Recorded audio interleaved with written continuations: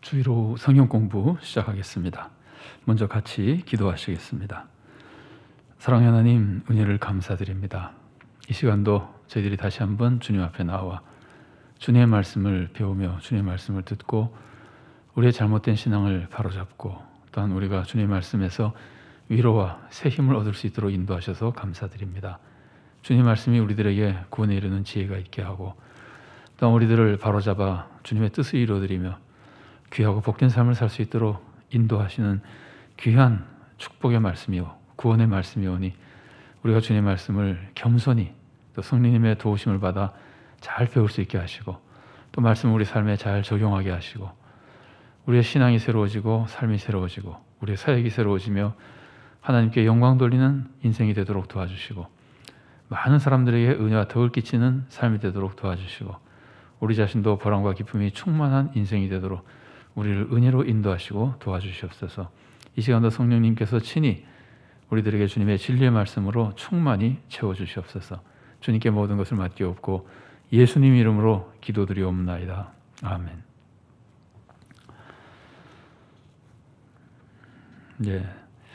성경 말씀 한 곳 읽겠습니다. 오늘은 잠언 30장 8절과 9절 말씀입니다. 잠언 30장 8절과 9절 말씀. 성경 말씀 제가 봉독해 드리겠습니다.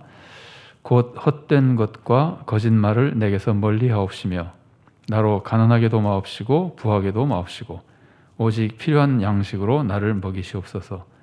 혹 내가 배불러서 하나님을 모른다 여호와가 누구냐 할까 하오며 혹 내가 가난하여 도둑질하고 내 하나님의 이름을 욕되게 할까 두려워함이니이다. 아멘. 다른 말씀들도 우리가 오늘 배우는 주기도문의 주기도의 네 번째 기원에 대해서 가르치는 말씀들이 많이 있지만 이 말씀을 먼저 우리가 성경 봉독으로 읽고 그 다음에 소리 문답에 대해서 한번 나눈 후에 문답의 내용을 한번 살펴본 후에 또 성경 본문들을 좀 더 읽고 그 다음에 네 번째 기원에 대한 하나님의 뜻을 함께 찾아보도록 하겠습니다. 소리 문답 오늘은 제 104문입니다. 104문 문제와 답을 한번 읽어보겠습니다. 문 104. 넷째 간구에서 우리가 기도하는 것이 무엇입니까? 이 말씀은 지금 주기도문의 네 번째 기원, 네 번째 간구에서 우리가 기도하는 내용에 대한 질문이죠. 답입니다. 답. 오늘 우리에게 일용할 양식을 주시옵고 하는 넷째 간구에서 우리가 기도하는 것은 하나님께서 거저 주시는 선물 가운데서 우리가 이 세상에서 좋은 것들을 충분히 받고 그것들과 아울러 하나님의 축복을 즐기는 것입니다. 자, 이 말씀에서 여러분 그런 느끼셨는지 모르겠습니다만 지금 우리가 주기도를 드릴 때 드리는 기도 문장과 조금 다르죠. 오늘 우리에게 일용할 양식을 주시옵고 이거는 좀 이전 주기도문인데 이거는 우리가 소리문답이라고 총회에서 정해놓은 문답을 그대로 인용하기 때문에 그런 겁니다. 그러니까 그건 뭐 그렇게 크게 중요한 문제는 아니라고 생각되고 이 기도, 일용할 양식을 주시옵소서라는 이 기도에서 우리가 간구하는 것은 몇 가지가 있습니다. 하나님께서 거저 주시는 선물 가운데, 그러니까 전제하고 있는 거죠. 우리가 하나님께 달라 그러는데 어떤 것도 우리가 사오는 게 아닙니다. 하나님이 다 거저 주시는 겁니다. 뭐 음식이 됐든 음료수가 됐든 집이 됐든 옷이 됐든 다 하나님이 거저 주시는 겁니다. 그래서 이걸 전제하고 있는 건데 사실은 이걸 얘기하지 않아도 내용을 설명하는데 별로 지장이 없을 텐데 이걸 설명하는 것은 굉장히 좋은 설명인 것 같습니다. 이걸 꼭 전제로 해야 우리가 하나님의 은혜를 제대로 깨달을 수 있거든요. 그래서 이 소리문답에서는 그걸 잘 전제하고 있습니다. 우리가 다 알고 있는 거지만 빠뜨리지 않고 하나님께서 거저 주시는 선물 가운데서 하나님이 다 거저 주시는 겁니다. 은혜로 주시는 겁니다. 그 가운데서 우리가 이 세상에서 내세가 아닙니다. 일용할 양식을 주시옵고 이거는 천국에서 받는 게 아니라 내세 천국에서 받는 게 아니라 이 세상에서 받는 겁니다. 이 세상에서 좋은 것들을 받는데 일용할 양식이라고 하는 것은 필요한 건 다 받는 거예요. 일용할 양식, 오늘 먹기에 부족한 게 아니라 오늘 먹기에 충분한 것. 그래서 나중에 좀 더 살펴보겠습니다만 이 세상에서 좋은 것들을 충분히 받고 잘 설명된 것 같아요. 그리고 그것만이 아니라 아울러 하나님의 축복을 즐기는 겁니다. 받아서 고통스러워하는 것이 아니라 받아서 더 욕심부리고 괴로워하고 갈등 일으키는 것이 아니라 받아서 하나님의 축복을 즐기는 것이다.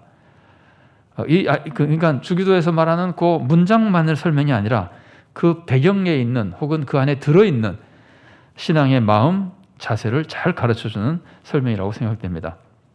그러니까 우리 신앙의 선조들이 이렇게 잘 준비한 성경 공부 자료를 우리들에게 넘겨준 겁니다. 하나님이 거저 주시는 선물 가운데서 우리가 이 세상에서 좋은 것들을 충분히 받고, 그리고 하나님의 축복을, 하나님께서 우리들에게 주신 그 축복을 즐기는 것입니다. 좋은 설명입니다. 자, 성경 말씀 몇 군데 더 읽겠습니다. 아까 잠언 30장 8절 9절은 내게 두 가지를 구한다 그러죠. 하나는 거짓말을 하지 않게 해달라 그러고, 또 하나는 부하게도 가난하게도 말게 해주셔서 신앙을 잘 지키며 살 수 있게 해달라. 이런 기도였는데 아주 유명한 간구죠. 자, 그 다음에 디모데전서 4장 4절과 5절 말씀 읽겠습니다. 하나님께서 지으신 모든 것이 선함에 감사함으로 받으면 버릴 것이 없나니 하나님의 말씀과 기도로 거룩하여짐이라. 하나님이 주신 모든 것을 우리는 기쁘고 감사 속에 받아서 하나님의 은혜를 누릴 수 있다, 축복을 누릴 수 있다, 이런 뜻이죠. 자, 그 다음에 민수기 6장 22절부터 27절까지의 말씀 좀 깁니다만은 제가 쭉 봉독해 드리겠습니다. 여호와께서 모세에게 말씀하여 이르시되 아론과 그의 아들들에게 말하여 이르기를 너희는 이스라엘 자손을 위하여 이렇게 축복하여 이르되 여호와는 내게 복을 주시고 너를 지키시기를 원하며 여호와는 그의 얼굴을 내게 비추사 은혜 베푸시기를 원하며 여호와는 그 얼굴을 내게로 향하여 드사 평강 주시기를 원하노라 할지니라 하라. 그들은 이같이 내 이름으로 이스라엘 자손에게 축복할지니 내가 그들에게 복을 주리라. 하나님이 이스라엘 백성, 하나님의 백성에게 복을 주시기를 원하시고 복을 주시도록, 하나님께서 복을 주시도록 하나님께서 세우신 제사장들은 축복을 해주라는 거죠. 그러니까 하나님은 복을 주시도 얼마든지 그냥 주실 수 있습니다. 그런데 기도를 듣고 복을 주시는 것을 기뻐하신다는 말이죠. 그래서 제사장들이 축복 기도를 해주면 하나님께서 복을 내려주신다, 이제 이런 과정을 설명해 주시는 것인데, 기본은 하나님께서 우리들에게 복을 주시기를 좋아하시는 분이라는 겁니다. 그걸 알면은 하나님께 복을 달라고 기도할 수 있잖아요. 하나님께서 나에게 좋은 것을 주시기를 원하는 분이라는 걸 알면은 일용할 양식을 달라고 기도하는 것이 굉장히 쉬워지잖아요. 그런 믿음에서 기도하면은 하나님이 어떤 분인지를 알려주는 말씀드리고, 이런 말씀들을 통해서 주기도의 네 번째 기원을 우리가 더 잘 이해할 수 있게 되는 겁니다. 자, 이제 설명되어 있는 내용들을 좀 보겠습니다. 1번입니다. 올바른 신앙생활을 하려면 두 가지 지식이 있어야 됩니다. 그 두 가지 지식은 뭐냐면, 하나는 하나님에 대한 지식, 또 하나는 인간에 대한 지식입니다. 우리는 하나님을 알아야 신앙생활을 할 수 있습니다. 하나님을 모르고 어떻게 하나님을 믿습니까? 하나님을 알아야 됩니다. 그런데 동시에 나도 알아야 됩니다. 인간도 알아야 됩니다. 인간을 모르면 인간에게 하나님이 필요한지도 알 수 없는 거예요. 그러니까 믿을 필요가 없어지는 거예요. 이런 거랑 똑같아요. 우리가 병을 고치려면 의사를 알아야죠. 의사를 알아야 찾아가서 병을 고쳐달라고 그럴 거 아니에요. 그런데 동시에 의사만 알면 안 되고 나도 알아야죠. 내가 병이 있는 줄 알아야 의사를 찾아갈 거 아니에요. 내가 병이 없다고 생각하면 의사를 찾아가지 않거든요. 그러니까 나도 알아야 되고 나의 건강 상태도 알아야 되고 의사도 알아야 찾아가서 병을 고칠 수 있는 겁니다. 신앙생활이 하나님을 믿는 것인데, 내 혼자 잘났다, 내 혼자 부족한 게 없다, 그럼 하나님 안 믿게 되는 거예요. 인간이 어떤 존재인지를 알아야 하나님을 믿을 수 있고, 동시에 하나님이 어떤 분인지 알아야 하나님을 찾아가서 믿고 의지할 수 있게 되는 겁니다. 그래서 하나님에 대한 지식과 인간에 대한 지식이 우리 신앙생활에 꼭 필요한 겁니다. 하나님에 대한 지식이 뭐겠습니까? 하나님의 위대하심, 창조주 하나님, 하나님의 거룩하심, 우리와 전혀 다르신, 우리는 피조물이지만 우리를 만드시고 다스리시는 창조주이신 하나님, 유일한 창조주이신 하나님, 우리와 전혀 다른 거룩하신 하나님, 또 우리를 극진히 사랑하시는 하나님, 그리고 조금 전에 나눈 것처럼 우리에게 복을 주는 것을 기뻐하시는 하나님. 하나님이 인간을 창조하시고 제일 먼저 하신 것이 복을 주신 거잖아요. 그러니까 하나님의 위대하심, 거룩하심, 사랑이 많으심, 우리에게 복 주기를 좋아하심, 이런 모습들을 알아야 하나님을 제대로 신앙생활을 할 수 있게 되는 겁니다. 또 인간에 대한 지식을 알아야 됩니다. 인간에 대한 지식은 우선 약함을 알아야 됩니다. 인간이 얼마나 약한가, 또 인간이 얼마나 더러운가, 추한가, 인간이 얼마나 악한가, 이런 걸 알아야 감히 자기 힘으로 살려 그러지 않고 하나님을 믿고 의지하게 되는 겁니다. 특히 이제 사람이 무엇을 인식할 때는요, 비교를 통해서 인식하는 것이 굉장히 인식에 도움이 많이 됩니다. 예를 들어서 크다 작다 할 때 그냥 크다 그러면 잘 모르잖아요. 그런데 뭐라 그러냐면 예를 들어서 자동차보다 크다 그러면 크기가 짐작이 되잖아요. 아니면은 뭐 신발보다 크다. 물고기를 한 마리 잡았는데 그 물고기는 그걸 뭐라 그래야 될까요? 뭐 우리 집에서 뭐 예를 들어 흔히 쓰는 어떤 것들 뭐 다라이보다 크다랄까? 아니면 그렇게 뭔가 비교해서 말하면 인식이 훨씬 쉬워지거든요. 희다. 그냥 희다 그러면은 새하얀 것도 있고 좀 회색이 좀 낀 것도 있잖아요. 다른 거랑 비교하면 까만 거랑 비교하면 웬만한 건 다 희잖아요. 그러나 진짜 하얀 거는 그것보다 또 다르게 희거든요. 그래서 성경도 눈보다 희다. 뭐 예를 들면 이런 얘기들을 하잖아요. 그러니까 희다고 하는 이제 무엇이든지 비교하면 인식이 잘 되는데 하나님과 인간을 동시에 비교할 때 우리가 하나님의 위대하심을 더 잘 깨달을 수 있고 인간의 부족함을 더 잘 깨달을 수 있고 하나님을 더 잘 의지하고 매달리는 사람이 될 수 있게 되는 겁니다. 근데 둘 중에 하나만 알면은 신앙생활 잘 못합니다. 하나님을 아무리 알아도 나를 모르면 신앙생활 하기가 어렵습니다. 하나님께 다 매달리고 의지하고 하나님을 높이고 하기가 어렵습니다. 거꾸로 나를 아무리 잘 알아도 하나님을 모르면 아까 말씀드린 대로 하나님을 찾아가지도 못합니다. 신앙생활 못합니다. 그래서 둘 동시에 제대로 알아야 되는 겁니다. 그러니까 비교는 예를 들면 이런 것하고 비슷합니다. 뭐 미국 농구 선수 중에 210cm 막 이렇게 키 큰 사람들이 있잖아요. 그래서 키가 엄청나게 큰 사람을 우리가 길거리에서 보면은요 얼마나 큰지를 알 수 있게 돼요. 저도 한번 길에서 그 외국 농구 선수를 본 적이 있는데 보통 사람이 허리 정도밖에 안 가더라고요. 우리나라 좀 키가 안 큰 사람은. 그 얼마나 큰지를 알 수 있어요. 그런데 키 큰 사람들끼리 같이 가면은 얼마나 키가 큰지를 몰라요. 210cm짜리 거인도 미국 농구 선수들은 다 200cm 정도 다 되잖아요. 200cm 정도 되는 사람들 옆에 있으면은 커 보이지도 않고 서로 놀라지도 않습니다. 내가 200cm면은 210cm짜리 봐도 안 놀랍니다. 근데 일반 사람들은 보면 깜짝 놀라거든요. 하나님은요, 우리와 비교도 안 되게 위대하신 분입니다. 그러니까 사실은 하나님을 보면 깜짝 놀라고 엎드려 절할 수밖에 없는데 문제는 우리가 마음속이 교만해져가지고 내가 스스로 나를 높이잖아요. 내가 스스로 자기를 높여서 잘났다고 생각하면 하나님의 위대하심을 모르게 되는 겁니다. 그래서 꼭 자기를 알아야 하나님을 알고 믿을 수 있게 되는 겁니다. 자, 이 주기도의 세 간구를 보세요. 주기도의 첫 번째 세 간구는 하나님 중심의 기도죠. 그죠? 하나님 중심의 기도. 그래서 이 하나님 중심의 기도를 드리려면은 지금까지 소개해드린 대로 하나님의 위대하심을 알아야 되고 우리의 부족함을 알아야 됩니다. 그럼 하나님의 영광을 위해서 기도할 수밖에 없습니다. 하나님 중심으로 기도를 드릴 수밖에 없습니다. 그런데 동시에 하나님의 위대하심을 알고 인간의 약함을 알면은 하나님 중심의 기도, 하나님의 영광만을 위해서 기도드리는 것이 아니라 그건 물론 그렇게 기도드리고 동시에 나는 그 하나님의 도움이 없으면 못 산다는 걸 알 수 있어요. 한번 다시 말씀드리겠습니다. 하나님은 위대하신 분이다. 나는 정말 부족한 사람이다. 그러면 하나님의 영광을 위해서 기도할 수밖에 없어요. 그런데 동시에 그 하나님의 도움을 받지 않으면 나는 계속 비참한 존재니까 하나님의 도움을 받고 싶어지거든요. 그래서 하나님의 도움을 간구하게 되는 겁니다. 하나님을 알고 인간을 알아야 제대로 신앙생활을 할 수 있는데 그 신앙생활의 그 대표적인 모습이 뭐냐면 하나님을 알고 인간을 알면은 항상 하나님을 영화롭게 하고 하나님 중심의 신앙생활을 하게 되고 첫 번째가 그 다음에는 항상 하나님의 도움을 간구하게 되는 겁니다. 하나님의 도움을 받지 않으면은 나는 너무나 연약하고 악하고 추하기 때문에 그래서 수기도도 보세요. 앞세 간구가 하나님 중심의 하나님 영광을 위한 기도죠. 그 다음부터 하나님께 도와달라 그러잖아요. 그러니까 도와달라는 기도를 드릴 수밖에 없게 되는 겁니다.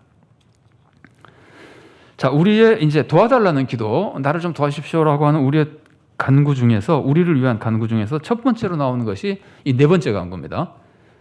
우리에게 일용할 양식을 주십시오. 근데 요 간구를 볼 때 어떻게 생각하면 조금 이상하게 생각할 수도 있는 것이 우리에게서 중요한 거는 밥 먹는 겁니까? 죄를 용서받는 겁니까? 돈을 버는 겁니까? 올바르게 사는 겁니까?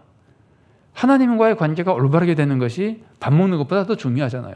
그렇게 놓고 보면은 주기도에서 인간을 위한 간구, 우리를 위해서 도와달라고 하는 간구에서 양식을 달라는 간구보다 죄를 용서해주고 시험에 들지 않게 해주고 악에서 건져주시고 바르게 살게 해주시고 영적인 이런 기도를 먼저 드리는 게 더 적합할 것 같은데 언뜻 생각하기에 예수님께서는 육적 간구를 먼저 해주시는 겁니다. 밥 먹게 해달라는 기도를 먼저 하라 그러시는 겁니다. 왜 영적 간구가 먼저 나오지 않을까? 주님이 만들어 놓으신 건 진리잖아요. 그러니까 만들어 놓으신 것을 보고 우리가 해석해야 되는데, 이것이 가르쳐주는 것은 첫 번째로 육적 간구도 중요하다는 거예요. 신앙생활하는 사람들, 특히 신앙생활을 중요하게 생각하는 사람들은 육적인 문제는 중요하지 않다고 생각할 위험이 있습니다. 그래서 심지어 다른 사람의 가난한 거는 도와주지도 않고 복음만 전하면 된다고 생각하는 착오를 일으킬 때도 있거든요. 그래서 영적인 것도 중요하지, 물론 영적인 것도 중요하지만 육적인 것도 중요하다는 것을 절대로 잊어버리면 안 된다는 겁니다. 그래서 육적 기도도, 육적인 필요를 위한 기도도 필요하다는 것과 그게 필요하다는 것을 아는 게 굉장히 중요하다는 거예요. 그래서 육적 간구가 오히려 먼저 나오게 해주신 겁니다. 그러면서 우리들에게 뭘 알려주냐면은 하나님은 우리의 육적 문제까지도 관심을 가지고 계신 분이고 도와주시는 분이다. 항상 영과 육을 비교하면 영이 더 중요하게 느껴집니다. 실제로도 더 중요합니다. 그것이 영생을 가는 길이잖아요. 육적인 거 아무리 많이 받는다고 영생 얻는 건 아니잖아요. 영적으로 바로 서야 영생을 얻잖아요. 그러니까 그게 더 중요한데, 그것 때문에 우리의 신앙생활이 왜곡되면 안 되니까 그것이 더 중요하지만 육적인 간구도 몹시 중요한 것이고, 하나님은 우리를 사랑하실 때 영혼만 사랑하는 게 아니라 육적인 모든 삶의 분야도 다 사랑하시고 돌봐주신다고 하는 것. 그래서 하나님의 사랑은 전인적인 사랑인 겁니다. 인간 전체에 대한, 인간의 모든 분야에 대한 사랑인 겁니다. 전인적인 사랑.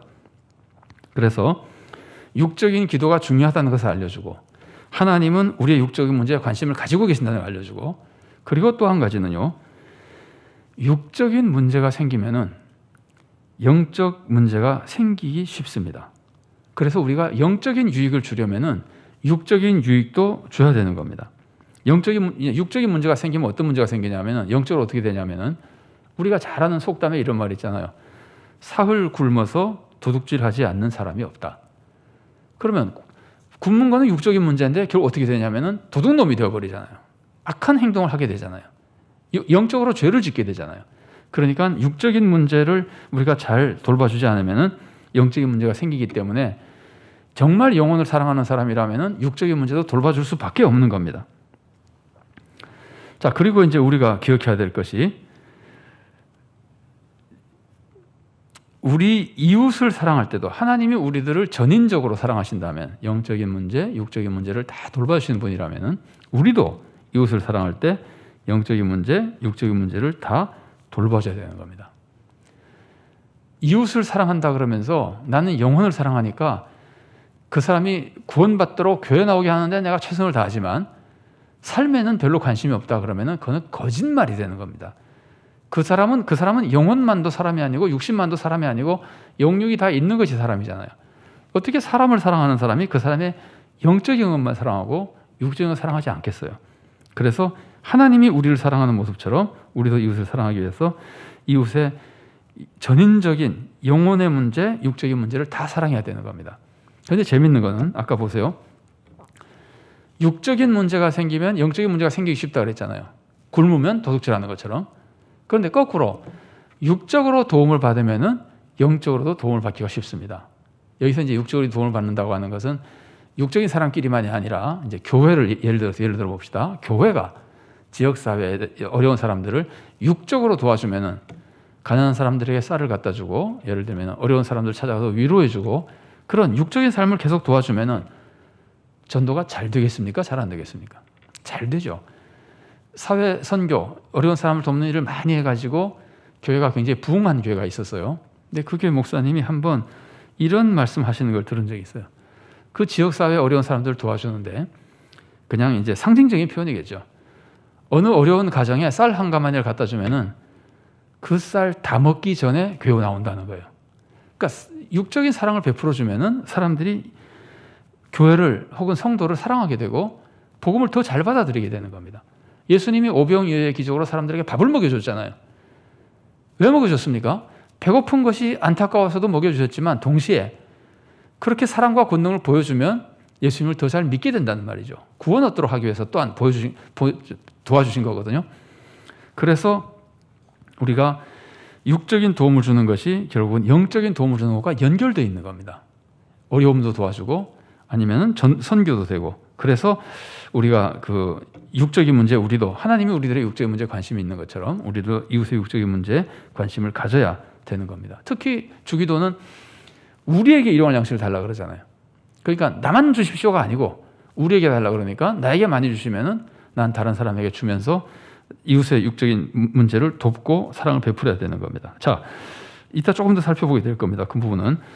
그 다음에 우리가 기억해야 될 것은 우리는 영적인 모습만이 아니라 육적인 모습으로도 하나님을 영화롭게 해야 된다는 겁니다.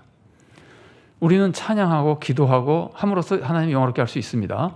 아니면 선교함으로써 복음 전함으로써 하나님을 영화롭게 할 수 있습니다. 이건 좀 영적인 것들이죠. 근데 그것만이 아니라 우리의 육적인 삶으로도 우리는 하나님의 영광을 가리거나 혹은 영화롭게 할 수가 있게 되는 겁니다. 이제 좀 쉽게 좀 극단적인 예로 지금 일용할 양식을 달라 그러잖아요. 근데 이제 먹는 문제, 우리가 먹을 때 아무거나 먹으면서 주님을 영화롭게 할 수 있습니까? 예를 들면은 마약을 먹으면서 주님을 영화롭게 할 수 있습니까? 아니면은 술은 여러 가지 다루기 여러 가지 다양한 모습이 있긴 합니다만은 술을 방탕하게 먹으면서 하나님을 영화롭게 할 수 있습니까? 좀 아니면은 술만이 아니라 다른 음식도 방탕하게 먹으면, 제가 조금 풀어서 얘기하면 지나치게 사치스럽게 먹으면 뭐 어쩌다 그렇게 먹을 수는 있습니다. 어쩌다가 그 분위기나 격려나 목적을 위해서 좀 잔치도 하고 좋은 음식 먹을 수도 있습니다. 그러나 일상적으로 부자와 나사로 비유에 나오는 부자처럼 매일매일 잔치하는 식으로 사치스럽게 계속 음식을 먹으면 그 사람은 하나님을 영화롭게 못하는 겁니다. 그러니까 육적인 문제를 가지고도, 먹는 문제를 가지고도 우리는 하나님을 영화롭게 할 수도 있고 못할 수도 있는 겁니다. 그래서 우리가 육적인 문제도 진지하게 관심을 가져야 되는 겁니다. 어려운 것을 도와달라고도 하지만 나의 육적인 삶의 모습이 하나님을 영화롭게 하는 삶이 되게 해달라고 기도해야 되는 겁니다. 자, 성경에 이런 말씀 나오죠. 고린도전서 10장 31절 말씀입니다. 그런즉 너희가 먹든지 마시든지 무엇을 하든지 다 하나님의 영광을 위하여 하라. 먹는 문제 가지고도 하나님을 영화롭게 하라는 거잖아요. 그래서 이 주기도의 네 번째 간구, 이 네 번째 간구로, 아니면은 인간을 위한 첫 번째 간구로 이렇게 육적인 문제, 음식, 양식 이런 문제가 나온 것은 이런 다양한 중요성을 우리들에게 알려주고 있는 겁니다. 또 있습니다. 우리가 매일매일 일용할 양식을 달라고 기도하는 것은 거꾸로 말하면은 내 힘으로 못하기 때문에 기도하는 거 아니에요. 내 힘으로 할 수 있으면 사실 기도 안 해도 되잖아요. 우리는 성도들이라 내 힘으로 할 수 있는 게 하나도 없다고 믿고 있기 때문에 기도하는 게 당연하지만 그냥 일반 사람이라고 생각해 보세요. 내 힘으로 할 수 있으면 왜 남에게 도움을 받습니까? 할 수 없기 때문에 도움을 받는 거거든요. 그래서 일용할 양식을 달라고 기도하는 것은 무엇을 의미하냐면은 하나님, 저는 빵 한 조각도 내 힘으로 얻을 수 있는 능력이 없습니다. 조금 다른 각도에서 말하면 저는 빵 한 조각도 하나님이 주신 걸 받을 자격이 없습니다. 우리는 자격도 없고 능력이 없다는 거예요. 그것을 우리가 인정하는 거예요. 인정해야만 사실은 주님께 기도할 수 있기 때문에 그렇습니다. 거꾸로 주님께 그걸 달라고 기도하는 것은 하나님, 저는 자격도 없고 능력도 없으나 하나님의 은혜로, 아까 그랬잖아요. 거저 주시는 선물이라고 그랬잖아요. 하나님의 은혜로 나에게 그런 것들을 주십시오라고 이제 기도하는 거거든요. 그래서 그런 신앙 고백이기도 하고 그런 신앙을 우리들에게 이제 올바르게 그런 신앙으로 우리를 인도해 주는 겁니다. 근데 사람들은 세상에 우리가 일용할 양식을 달라고 기도하지만 집에 가면 다 내일 먹을 양식이 있잖아요. 다는 아니겠지만 그런 사람들이 지금 우리나라만 해도 그런 사람들이 대부분 아니겠습니까? 아주 가난한 다른 나라는 혹시 몰라도 우리나라만 해도 이제 상당히 잘 살고 있잖아요. 그러면 하나님의 풍성한 은혜 속에 살고 있는 동안은 우리가 뭐 내일 먹을 거 있고 모레 먹을 게 집에 있으면은 일용할 양식을 달라는 기도가 실감이 안 날 수도 있어요. 일용할 거 매일매일 먹을 거 달라 그러는데 내 집에 있는데 라고 생각하면은, 그러면서 우리들에게 무슨 생각이 들기 쉬우냐면은 나는 내일 먹을 거 있어요. 나는 내일 먹을 음식을 받을 자격이 있고 내일 먹을 음식을 받을 능력이 있다고 우리가 착각하게 되는 겁니다. 원래 이 기도는 나는 그런 자격도 없고 능력도 없기 때문에 기도하는 것인데, 우리가 살아가다가 풍요롭게 살다 보면은 나는 자격이 있는 사람이라고, 능력이 있는 사람이라고 착각하기 쉽습니다. 그러면 어떻게 되느냐면은 작은 기도는 안 하게 되는 겁니다. 제가 언젠가 신방을 갔다가 한 성도님이 좀 사소한 것을 기도를 좀 해달라고 부탁을 했어요. 신방하는 자리에서. 근데 옆에 있던 분이 아니 그런 것도 목사님인데 기도 부탁을 해? 그러더라고요. 그래서 제가 정색하면서 그거 우리 힘으로 합니까? 어떤 것도 우리 힘으로 못합니다. 그러니까 자기도 기도해야 되고 자기가 간절하면 다른 사람에게 기도 부탁해도 되는 겁니다. 사소한 것이라는 게 없습니다. 우리에게는 다 어려운 겁니다. 반대로 하나님께는 어려운 게 없습니다. 어떤 것도 하나님께는 그냥 아무것도 아닙니다. 그래서 우리는 우리의 연약함을 알고 하나님의 권능을 알고 그래서 우리 하나님께 기도하는 거거든요. 그래서 매일매일 빵 한 조각 달라고 기도하는 것은 우리가 정말 하나님께 겸손한 마음으로 기도하는 거고 겸손한 신앙을 지켜나가는 겁니다. 그래서 우리는 이런 기도를 드릴 때 교만하게 뭐 어떤 거는 기도하고 어떤 건 기도 안 해도 된다는 식의 생각을 하지 않게 되는 겁니다. 그리고 작은 것에도 기도할 만한 신앙이 있다면은 작은 것에도 감사하게 됩니다. 작은 것도 내 힘으로 할 수 없는 걸 알기 때문에 기도하잖아요. 얻으면 감사하는 거예요. 아무리 작은 것도 감사하는 거예요. 그래서 내가 능력이 있다고 생각하면 기도도 하는 뿐 아니라 작은 거에 대해서는 받아도 감사하지도 않고 심지어 내 마음대로 안 된다고 불평하게 되고 잘못된 신앙생활을 하게 됩니다. 근데 이 네 번째 간구는 그런 것을 바로 잡아주는 기도예요. 굉장히 우리 신앙생활에 중요한 기도인 겁니다. 자, 그 다음에 일용할 양식을 달라고 하는 것은 매일매일 달라고 하는 기도이기 때문에 항상 하나님을 의지하는 삶을 살게끔 만들어줍니다. 또 그렇게 살아야 한다는 것을 우리들에게 알려줍니다. 매일매일 끊임없이 하나님의 도움을 간구해야 되는 겁니다. 하나님 1년분 주십시오 하고 기도하고 1년 동안 기도하지 않고 먹고 사는 게 아니라 매일매일 하나님을 의지하고 하나님의 은혜 속에 살고 또 하나님을 의지하고 하나님의 은혜 속에 살고 이래서 항상 주님을 의지하는 삶으로 인도해 준단 말이죠. 사실 이것보다 더 큰 축복이 없죠. 항상 우리가 주님을 의지하는 것이야말로 믿음을 지키는 것이고 주님과 동행하는 삶이거든요. 그런데 이 기도는 항상 주님을 의지하며 동행하도록 만들어주는 겁니다. 굉장히 큰 축복의 기도라고 볼 수 있습니다. 그리고 진정한 신자로 만들어주는 기도입니다. 우리가 풍요롭게 살다 보니까 내일 먹을 것이 있고 부족함이 없고 작은 건 아무것도 아니고 할 수 있고 이렇게 해서 사소한 기도, 사소하다기보다 내 눈에 작아 보이는 것을 기도를 잘 안 하거나 교만한 생활을 하기가 쉬운데 아무리 부자도 하나님이 허락하지 않으면 순식간에 빵 한 조각 얻을 수 없게 되는 겁니다. 이제 예를 들어서요. 미국이라는 나라는 굉장히 부자 나라잖아요. 뭐 거기도 여러 가지 가난한 사람, 부자 같이 섞여 있긴 하지만 근데 미국에서 지난해 태풍이 불었을 때 그 한 지역 전체가 빵 한 조각 물 한 모금 얻기가 어려운 상황이 되어버리는 겁니다.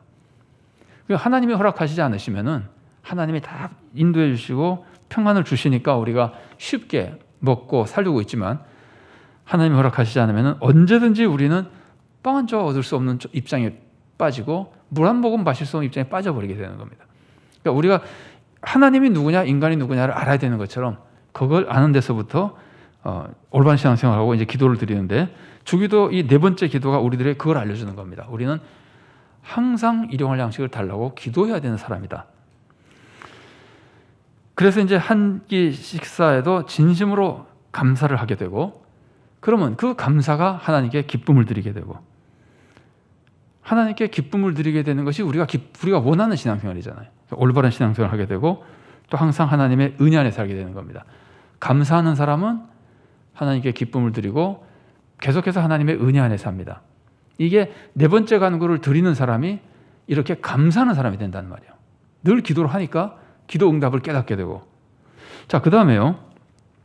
거꾸로 그런 것들을 대수롭지 않게 생각하는 사람은 늘 먹는 음식에 대해서는 대수롭지 않게 생각하는 것을 넘어서서 짜증내게 돼요. 오늘도 이 반찬이야? 여러분 그런 말 해보신 적 있나요?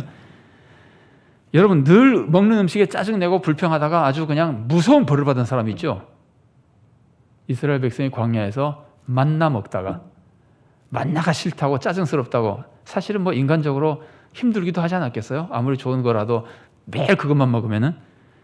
그런데 그 주시는 것에 감사하지 못하고 그것에 대해서 불평하다가 얼마나 무서운 벌을 받습니까? 그러니까 우리가 이 네 번째 간구를 드릴 때 어떤 마음으로 드리고 그런 마음으로 드릴 때 하나님이 주시는 것에 얼마나 감사해야 되는가를 우리가 늘 잊지 않고 있어야 됩니다. 주기도의 네 번째 간구는 우리들의 그걸 가르쳐줍니다. 어렵기 때문에 도움을 받을 뿐 아니라 도움 받을 때마다 감사할 줄 아는 사람. 그건 뭐 신앙생활이 굉장히 훌륭한 신앙생활이 될 수 있게 되는 겁니다. 그렇게 되면은 감사하는 신앙생활이 되니까. 자, 그 다음에 제가 여러분이 혹시 자료를 가지고 계시면 자료지 9번입니다. 그리고 주기도는 물질적인 욕심을 극복할 수 있게 만드는 기도입니다. 이 네 번째 간구는. 자, 이 네 번째 간구는 원래 물질의 축복을 간구하는 거예요. 영적인 것이 아니라 일용할 양식, 물질의 축복을 내려달라는 거예요. 그런데 이 내려달라고 기도할 때 중요한 전제가 뭐냐면은 양식을 주십시오. 그런데 일용할 양식을 주십시오 그러잖아요. 이 말을 거꾸로 말하면은 1년치 양식을 주십시오. 평생 먹을 양식을 주십시오. 그래서 막 쌓아놓을 수 있는 양식을 달라 그러는 게 아니거든요. 일용할 양식만 달라 그러거든요. 그러니까 만나랑 굉장히 비슷하죠. 분위기가. 그래서 일용할 양식만 달라고 기도하는 것은 그 자체가 나의 욕심을 극복한 기도입니다. 나의 욕심을 절제하는 기도입니다. 우리의 욕심이야 사실은 우리가 일용할 양식만 달라고 기도하고 싶으니까 그래도 한 달치는 달라고 기도해야지 마음이 좀 그래도 편안하지 않겠어요?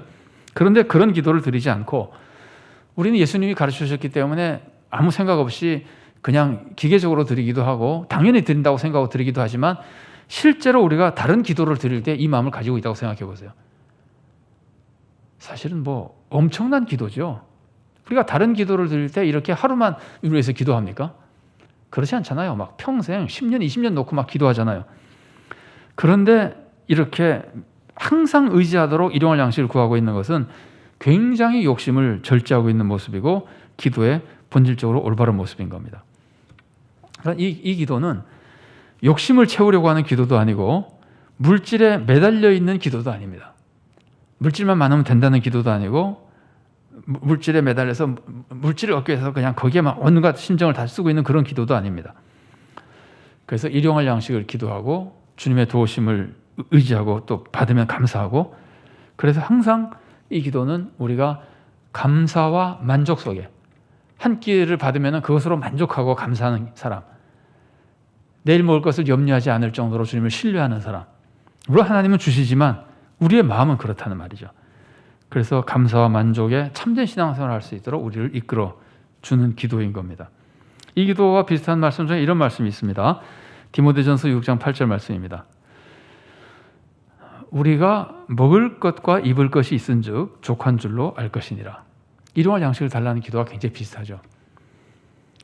그러니까 그 주기도를 정말 진심으로 드리는 사람은 정말 먹을 것이 주어지고 입을 것이 주어지면은 그것만으로도 정말 감사하며 더 하나님을 잘 섬기는 사람이 될 수 있는 겁니다. 그러면 하나님이 항상 올바르게 신앙생활하는 사람에게는 하나님이 필요한 것을 다 공급해 주신다고 하잖아요. 먼저 그의 나라와 그의 의를 구하라. 그러면 이 모든 것을 너에게 더하시리라. 예수님 말씀처럼. 그래서 이 주기도 이 네 번째 간구는 이런 여러 가지 신앙생활에 유익을 주는 간구인 겁니다. 자, 3번입니다. 기도를 내 소원 이루는 도구로 쓰려고 하면 안 됩니다. 주기도가 가르쳐주는 중요한 메시지 중에 또 생각해 볼 수 있는 것은 우리가 기도를 할 때 우리는 소원을 아뢰죠. 당연히. 기도는 내 소원을 아뢰는 겁니다. 물론 기도는 하나님의 말씀을 듣는 시간이기도 하고 찬양하는 시간, 감사하는 시간, 또 회개하는 시간이지만 동시에 소원을 아뢰는 시간이거든요. 그런데 우리가 주님께 소원을 아뢰일 때 목적이 뭡니까? 목적이 내 욕심을 채우는 겁니까? 그렇지 않잖아요. 하나님의 영광이잖아요. 하나님의 뜻. 우리가 기도하는 모든 목적은 하나님을 영화롭게 하고 하나님의 뜻을 이루기 위해서거든요. 그래서 우리가 일용할 양식을 달라고 할 때도 그것은 기도를 내 욕심을 채우려는 것으로 하는 것이 아니라 하나님의 은혜 안에 살면서 정말 과한 욕심을 버리고 하나님의 은혜를 누리며 감사하고 기뻐하고 하나님을 섬기며 살도록 하기 위해서 이러한 양식이 필요한 거니까 달라고 기도하는 거거든요. 그래서 우리의 기도는 내 욕심을 성취하려는 기도가 아니라 하나님의 뜻을 이루어드리는 기도다. 하나님의 뜻을 이루어드리기 위해서 필요한 양식도 얻고 건강도 얻고 우리가 건강을 위해서 많이 기도하지만 내 욕심을 위해서가 아니라 하나님의 영광을 위해서 내 건강을 위한 기도를 해야 되는 겁니다. 이런 것들을 전부 이 기도가 우리들에게 가르치는 겁니다. 여러분 만일에 내가 무슨 욕심이 있었는데 기도해서 응답이 됐다. 그러면은 내 욕심을 성취한 것이 기도의 응답으로 볼 수 있는가라 그러면은요, 기도 응답으로 볼 수가 없습니다. 왜냐하면 하나님은 욕심을 이루기 위해서 구하는 기도는 들어주지 않는다 그러시기 때문입니다. 내 욕심을 채우기 위해서 하나님께 기도 들어주시는 것은 아닙니다. 자, 야고보서 4장 3절 말씀 보겠습니다. 구하여도 받지 못함은 정욕으로 쓰려고 잘못 구하기 때문이라. 하나님이 정욕으로 쓰려고 잘못 구하면 들어주지 않는다 그러죠. 그런데 이제 무서운 일이 있습니다. 그게 뭐냐면, 내가 정욕으로 쓰려고 잘못 구했는데, 순 욕심으로 구했는데도 그것이 이루어지는 경우가 있잖아요. 악한 욕심이 이루어지면은요, 그건 하나님이 응답해서 이루어주셨다고 보시보다는 하나님이 악을 잠깐 내버려둬서 이렇게 이루어진 거라고 볼 수 있습니다.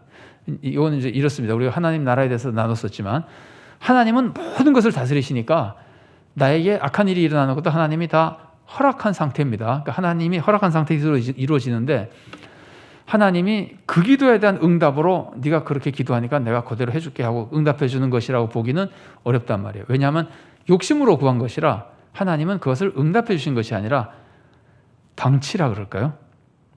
잠깐 내버려둬서 오히려 그것이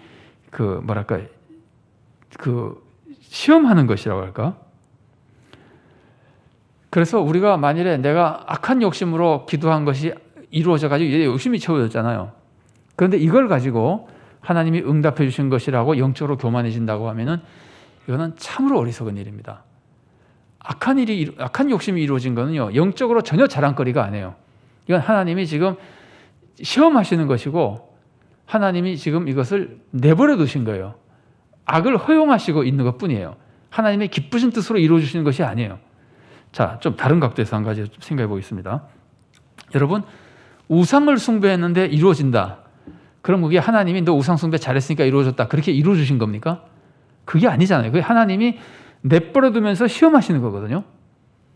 하나님이 내가 우상을 숭배하면서 우상에게 막 해달라 그랬는데 그게 이루어지면은 그거는 하나님이 방치했다고 표현해야 될까? 그것이 그 악한 것을 조금 놔두고 계시는 거예요.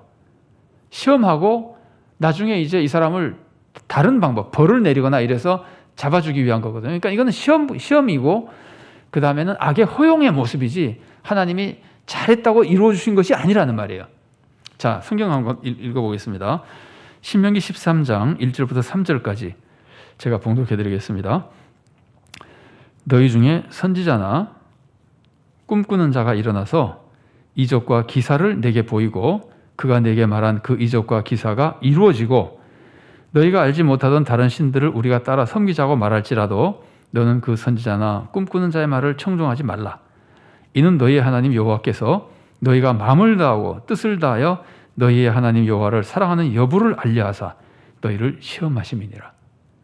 가짜 선지자가 나타나가지고 기적을 행하면서 우상숭배하자 그러면은 기적이 일어났으니까 저 사람이 진짜 하나님의 종이라고 믿으면 안 된다는 거예요. 하나님이 그건 지금 시험하고 계시는 것이고 악을 허용하신 거라는 거예요. 그래서 그 욕심이 이루어지는 건 하나님의 응답이 아닙니다. 하나님의 선한 뜻을 위해서 기도하고 하나님의 영광을 위해서 기도하는 것들이 이루어지는 것이 참된 기도의 응답입니다. 다만 모든 것을 다스리신 하나님이 우리를 시험하시며 보시는 겁니다. 굉장히 조심해야 됩니다. 안 그러면 많은 벌을 받고 되돌아오게 될지도 모릅니다. 그래서 은혜 안에 살기 위해서는 그런 것을 잘 알고 신앙생활을 해야 된단 말입니다. 자, 그래서 우리는 항상 하나님의 은혜만 의지해야 된다고 하는, 아까도 소개해드린 대로 작은 것도 내 힘으로는 할 수 없다. 하나님의 은혜만 의지하는 사람이 된다. 그러면 하나님의 은혜만 의지하면 어떤 것을 받아도 하나님께 감사하고 하나님께 영광을 돌리겠죠. 그죠? 그래서 올바른 신앙생활이 되는 겁니다. 그런데 이 모든 것을 네 번째 강구가 우리들에게 인도하는 가르침 역할을 해주는 겁니다. 기도이기도 하고 교훈이기도 한 겁니다. 4번입니다. 물질적인 축복은 그에 적합한 사명과 함께 주어집니다. 그럼 우리가 많이 배우는 거죠. 하나님이 우리들에게 복을 주셨으면 그 복은 반드시 사명을 동반합니다. 영생 얻었다? 무슨 사명이 있는 거죠? 다른 사람에게 영생을 전해야 될 사명이 있는 겁니다. 재물을 많이 받았다? 다른 사람에게 재물로 도와줘야 될 사명이 있는 겁니다. 그래서 우리는 물질적인 축복도 그 사명이 함께 오는데, 축복은요, 그 축복에 따른 사명을 잘 감당을 해야 참된 축복의 삶이 됩니다. 축복을 받아서 그 축복에 맞는 사명을 잘 감당하면은 그 축복이 하나님의 선을 이루는 굉장히 더 큰 축복을 받게 해주는 축복이 되죠. 그죠? 그런데 축복을 받아서 사명을 감당하지 못하면은 오히려 그 축복으로 인해서 다른 사람들에게 해를 끼치게 되고, 그리고 그 축복에 걸맞은 삶을 살지 않았기 때문에 그거에 대한 사명을 감당하지 못했기 때문에 그 자체가 죄가 되잖아요. 한 달란트 받은 종이, 한 달란트 받은 거 축복이에요. 큰 일을 할 수 있는 축복입니다. 한 달란트도 굉장히 큰 돈입니다. 그런데 그걸 받았는데 아무것도 안 하니까 저주가 되어버렸잖아요. 안 받았으면 벌을 안 받았을 텐데 한 달란트를 받고도 아무것도 하지 않았더니 오히려 벌을 받잖아요. 그래서 축복은 받았을 때 거기에 따른 사명을 감당하면은 진짜 축복이 되고 더 큰 축복을 막 받습니다. 그러나 축복을 받았을 때 사명을 감당하지 않으면은 오히려 벌과 저주가 우리들에게 닥치는 겁니다. 그래서 축복은 정말 잘 사용해야 되는데, 일용할 양식을 달라고 하는 그 기도는 이제 우리에게 일용할 양식을 달라 그러니까 내가 받았으면은 받지 못한 사람에게 하나님이 같이 쓰라고 주신 것이라는 뜻이 되잖아요. 우리가 하나님께 기도해서 하나님이 나에게 주셨다면은 저 사람이랑 나눠서 같이 쓰도록 하는 것이 우리가 받은 거가 되잖아요. 그래서 그것이 사명이거든요. 그것을 잘 감당할 때 우리들에게 진정한 축복이 되는 겁니다. 자, 물질에 대해서는, 물질의 축복은 우리가 두 가지를 좀 구별할 필요가 있는데, 하나는 소유이고 소유의 축복 혹은 소유의 부자, 그 다음에 또 하나는 소비입니다. 소비의 축복 혹은 소비의 부자. 자, 하나님께서 나에게 소유로 물질을 주시면 축복이죠. 내가 물질을 많이 받고 있으면은. 그런데 그것을 이제 소비할 때 내가 쓰는 거잖아요. 먹어야 내가 먹는 것이고, 뭐 속이 안 좋아서 못 먹으면은 돈은 많이 받았어도 소비는 못 하잖아요. 축복을 못 받은 거 아니에요. 그러니까 소유와 소비가 같이 우리들에게 주어진 하나님의 축복이고, 동시에 소비와 소유 두 가지로 우리는 사람을 평가하는 거거든요. 그래서 소유가 많은 사람, 소유는 사용할 수 있는 겁니다. 하나님께서 나에게 주신 시간, 재물, 달란트, 뭐 이런 모든 것들이 하나님께서 나에게 주신 소유의 축복입니다. 그래서 우리는 이것으로, 이건 많아도 됩니다. 하나님께서 주신 소유가 아무리 많아도 괜찮습니다. 그런다고 나쁜 사람 되는 거 아닙니다. 근데 이것을 올바르게 사용하지 않으면 나쁜 사람이 되는 겁니다. 그래서 소비의 부자 혹은 소비의 오용, 이런 것들이 우리를 악한 사람으로 만드는 겁니다. 그래서 우리가 물질의 축복을 받으면은 그것으로 사용할 때, 소비할 때 잘해야 되는 겁니다. 나도 적정하게 사용하고 어려운 사람들을 도우면서 잘 사용되도록 이제 하는 겁니다. 근데 이제 소유가 많은 거에 한 가지 위험성이 있습니다. 소유의 축복. 일용할 양식을 달라 그랬는데 하나님 많이 주면은 사명을 가지고 남을 도와주면 괜찮은데, 그렇지 않고 내가 그냥 많은 걸 쌓아놓고 있으면은, 혹은 사명이 있어서 일용할 양식 정도가 아니라 세상을 도울 수 있는 사명을 나에게 주셔서 큰 사업을 할 수 있게끔 해줘가지고 내 재산이 많다 그럽시다. 전혀 죄가 아닙니다. 그거는 많은 달란트를 받은 종일 뿐입니다. 사명만 잘 감당하면 됩니다. 그런데 어떤 위험성이 있냐면은, 소유가 많아지면은요, 그 소유를 의지하게 될 위험이 있어요. 소유를 의지한다는 것은 하나님을 덜 의지한다는 뜻이에요. 그래서 이제 신앙에서 멀어질 위험이 생기는 겁니다. 성경에서 부자가 천국 가기 어렵다 그러잖아요. 왜 어렵겠습니까? 부자는 재물을 자꾸 의지하게 돼서 그만큼 하나님을 덜 의지하고 믿기 때문에 신앙에서 멀어질 위험이 있는 겁니다. 여러 가지 문제가 있지만 부자의 가장 큰 문제는 그겁니다. 재물을 의지하게 된다는 겁니다. 재물이 없으면 의지를 못 하잖아요. 많으니까 의지할 수 있는 거거든요. 그래서 이 소유가 많은 것은 전혀 죄가 아님에도 불구하고 그 소유물을 의지하면 큰 시험에 빠지게 됩니다. 소비는 나를 위한 소비가 많아지는 건 굉장히 위험한 겁니다. 이거는 욕심이고 사치고 방탕일 위험성이 큽니다. 그래서 소비는 항상 다른 사람들과 함께 어려운 사람들을 도와주면서 잘 소비하면은 그것이 이제 하나님께서 맡겨진 사명을 이루는 축복이 되는 거예요. 그래서 우리가 물질에 대해서는 그 소비와 소유에 대해서 좀 잘 이해하고 거기에 적합한 신앙생활을 잘 하는 것이 하나님께서 우리들에게 가르치신 올바른 신앙생활의 모습입니다. 자, 그리고 이제 마지막 5번으로 네 번째 간구는 우리에게 일용할 양식을 달라는 기도입니다. 아까 사명과 연결되는 거죠. 우리가 받으면은 이제 우리 중에 내가 받으면은 못 받은 사람에게 전해주는 거죠. 이런 거하고 비슷합니다. 우리 형제가 유학을 왔는데, 예를 들면 시골에서 뭐 대도시로 유학을 왔는데 부모님이 서울 생활을 도와주기 위해서 형 이름으로 돈을 보내주면은 형만 쓰라는 게 아니잖아요. 동생이랑 같이 쓰라는 거잖아요. 그런 거랑 비슷한 겁니다. 하나님은 우리들에게 필요한 것을 공급해 주실 때 우리가 다 같이 주기도를 드렸는데 30명이 같이 기도를 드렸더니 하나님이 30명 다 따로따로 나눠주실 수도 있지만 우리들을 축복하기 위해서, 우리들에게 복을 주시기 위해서 한 사람에게 줄 수도 있습니다. 한 사람에게 주면은 그 사람이 나눠주면은 나눠준 사람도 축복이고 사명을 잘 감당했으니까 받는 사람은 서로 고맙게 생각하고 사랑하게 되고 각자 다 받으면 서로 사랑할 기회가 별로 없잖아요. 한 사람이 주고 나눠주고 또 이 사람이 받고 나눠주고 그러면은 사랑이 더 깊어지잖아요. 큰 축복이거든요. 그래서 우리는 하나님으로부터 그런 사명을 받는다고 하는 것을 이제 잊어버리면 안 됩니다. 그래서요, 신앙이 성장한다고 하는 것은, 신앙이 성장하는 것은 사랑이 커지는 거죠. 사랑이 율법의 완성이니까. 신앙의 성장은 사랑이 커지는 것이고, 사랑이 커지면은 사람의 인품이 선한 인품으로 바뀌는 거거든요. 인품으로 바뀌어야 또 사랑이 커지기도 하고, 사랑이 커졌다는 것은 인품이 좋은 인품이 됐다고 하는 것인데, 그러면 좋은 인품이 되고 사랑이 많아졌다고 하는 것이 무엇으로 나타날까? 무엇으로 나타나느냐면 소비로 나타납니다. 그 사람이 정말 사랑이 많은 사람이면 소비하는 스타일이 달라지는 겁니다. 사랑이 없으면 자기 혼자 잘 먹고 잘 살고, 사랑이 많으면 많은 사람들에게 베풀어주고. 그래서 신앙은 사랑의 성장과 소비의 선한 소비로 이제 드러나게 되는 겁니다. 그러니까 물질의 축복은요, 두 가지 상반되는 모습을 가지고 있습니다. 처음에 제가 물질이 결핍되면 시험 들기 쉽다 그랬잖아요. 거꾸로 말하면 물질이 있으면 시험에 덜 들게 됩니다.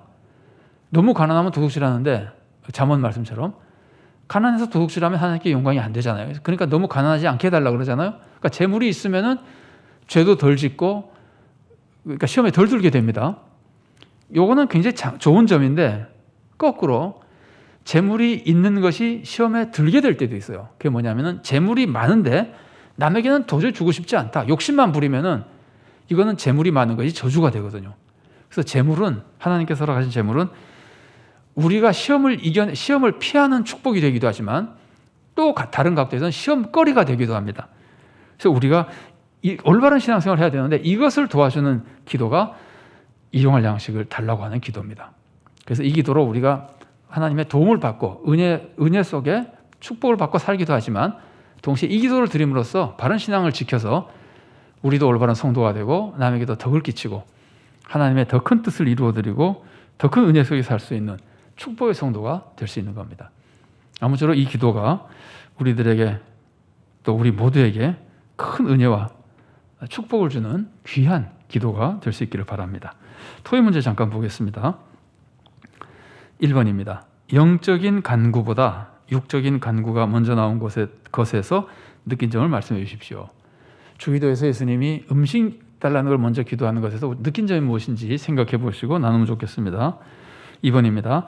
네 번째 간구를 드리는 사람은 어떻게 살아야 할까요? 제가 여기다가 생산과 소비 모습을 참고하라 그랬는데, 생산은 일용할 양식을 달라고 하는 사람은 생산을 열심히 할까요? 하지 않을까요? 하나님께 기도한 만큼 열심히 하겠죠. 대학에 들어가게 해달라는 사람은 열심히 공부할 거 아니에요? 일용할 양식을 달라고 하는 사람은 열심히 농사 짓고 생산하고 일하겠죠. 생산에서 나타나는 모습들. 제가 그냥 예를 들었습니다. 소비나 지금까지 많이 나눴지만 네 번째 간구를 드린 사람은 소비는 어떻게 할지 구체적으로 한번 나눠보면 좋겠습니다. 3번입니다. 나의 기도 제목들은 일용할 양식을 구하는 모습과 잘 맞는지 생각해 보십시오. 여러분 금년에 했던 기도 제목, 또 평생에 또 지금 많이 하고 있는 기도 제목이 있으면은 하나하나 한번 비교해 보십시오. 이게 내가 일용할 양식을 달라는 기도와 잘 맞는지, 욕심을 많이 부리는 기도와 맞는지, 이런 것들 한번 생각해 보고 우리의 기도 생활을 점검하면은 신앙생활에 큰 도움이 되리라고 생각됩니다. 4번입니다. 나는 물질적으로 어떤 사명이 있다고 생각하십니까? 하나님이 나에게 물질적인 축복을 주신 게 어떤 건지, 그러면 내가 이것으로 어떤 사명을 받았을까 하는 것을 생각해 보시고 또 마음에 감동이 되는 대로 사명을 잘 감당하시고, 그래서 정말 하나님을 기쁘시게 하고 이웃에게 덕을 끼치는 성도의 삶을 살게 되기를 바랍니다. 5번입니다. 오늘 배운 말씀대로 살 수 있도록 합심하여 기도하시고 조언들을 위해서 기도한 후 주기도로 마치십시오. 아직도 우리가 성경 공부를 시작을 그러니까 함께 모인 성경 공부를 못하고 있는데 아마 좀 지나면은 하게 될 수 있을지도 모르겠습니다. 이 지금 코로나 여러 가지 여건의 변화가 많긴 합니다만은 그 전에는 같이 모이지 못하더라도 혼자라도 생각하시고, 또 구역원이나 지금 조별 모임 너무 못했기 때문에 구역원들하고라도 이런 주제를 가지고 말씀을 나누고 카톡도 하고, 그래서 실제로 배운 것들을 신앙생활에 잘 적용하는 축복이 있게 되기를 바랍니다. 자, 이제 같이 기도하시고 축도로 오늘 오후 성경 공부를 마치겠습니다. 사랑하는 하나님, 감사합니다. 우리들을 세상에 보내시고 창조하셨을 때도 우리에게 복을 주셔서 먹을 것들을 풍성히 내려주시고, 이 땅에 정말 지도적인 존재로 귀하고 복된 삶 살 수 있도록 인도하신 것 감사드립니다. 우리가 타락하여 죄에 빠졌을 때에도 우리 주님께서는 우리를 버리지 않으시고 우리들에게 일용할 양식을 주시고 기회를 주시고 일할 수 있게 하시고 많은 은혜를 내려주셔서 감사합니다. 그러나 아버지 하나님, 우리는 타락하며 이기적이 되고 욕심을 많이 부리는 사람이 되어서 주님께서 풍족히 주셔도 더 받으려고만 하고 심지어 남의 것을 빼앗으려고 하기도 하고, 그래서 세상의 몫이 각박하고 고통당한 사람이 많아졌습니다. 이런 세상에서 우리 주님께서 우리에게 일용할 양식을 달라고 기도하라고 가르쳐주셨으니 이 기도에 걸맞은 삶을 살도록 우리를 인도하여 주시옵소서. 우리는 작은 것 하나 우리 힘으로 할 수 없습니다. 받을 자격도 없습니다. 주님께서 은혜로 선물로 주시니 감사하며 주님께 기도하고 주님께로부터 받을 때마다 늘 감사와 기쁨 속에 받은 축복을 주님의 뜻에 따라 잘 사용하며 은혜로운 신앙생활을 할 수 있도록 인도하여 주시옵소서. 그래야 우리의 삶이 주님께 기쁨을 드리고 주님과 더 가까워지며 주님으로부터 더 큰 축복을 받는 삶이 되도록 도와주시고, 더 많은 사람들에게 덕을 끼치며 물질의 유익만이 아니라 그런 사랑을 통해 그들에게 복음을 전하고 그들이 영혼 구원까지 전인적인 구원을 얻도록 돕는 참된 성도의 삶을 살도록 우리를 인도하여 주시옵소서. 지금은 코로나 사태로 어려움 당하는 사람들이 많이 있습니다. 생업에 어려움 겪는 분들도 많이 있고 건강에 어려움을 겪는 분들도 많이 있습니다. 주님께서 일용할 양식을 달라고 하셨으니 일용할 건강도 주님 허락하여 주시고, 생업에도 주님께서 은혜 내려주셔서 삶에 평강이 임하게 하시고, 주님으로부터 건강과 물질의 축복을 받는 대로 이웃을 위한 사명을 잘 감당하여 세상에 큰 덕을 끼치게 하시고 하나님의 선을 이루어가는 복된 성도로 살도록 우리를 도와주시옵소서. 주님 은혜에 감사드리옵고 예수님 이름으로 기도드리옵나이다. 아멘. 주 예수 그리스도의 은혜와 하나님의 사랑과 성령의 교통하심이 우리들에게 일용할 것들을 주시며 또 그렇게 주신다고 기도하라고 가르치신 주님께 감사하며 늘 이 기도를 드림으로써 주님 앞에 겸손해지고 주님을 의지하며 간구하고 주님의 도우심을 받아 은혜를 누리며 또 그것으로 주님의 선하신 뜻을 이루어가며 귀하고 복된 삶, 하나님께 영광 돌리는 삶, 이웃에게 덕을 끼치는 삶을 살기를 사모하는 사랑하는 주님의 귀한 모든 자녀들을 머리 위에 그들의 가정과 하는 모든 사역들 위에 주님께서 세우신 서울산정연 교회 위에 또 한국교회와 이 나라의 민족 위에 지금부터 영원까지 함께 계시기를 간절히 축원하옵나이다. 아멘.